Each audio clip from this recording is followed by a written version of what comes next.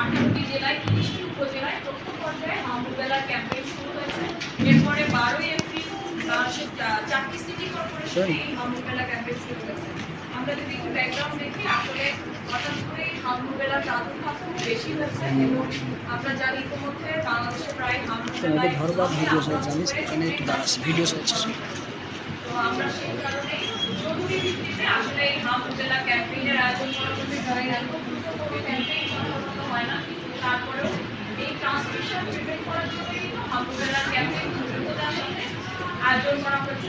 আজকে এই হাম রুবেলা ক্যাম্পেইনে ঝিনাইদহ জেলার এই উদ্বোধন অনুষ্ঠানে উপস্থিত আছেন ঝিনাইদহ জেলার সুযোগ্য জেলা প্রশাসক এবং বিজ্ঞ জেলা ম্যাজিস্ট্রেট জনাব মোহাম্মদ মোহাম্মদ মহোদয়।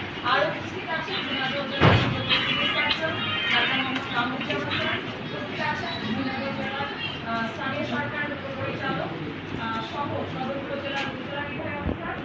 হাম রুবেলা নিয়ে আসলে প্রাদুর্ভাব যখন হয়েছে তখন সরাসরি যারা কাজ করেছে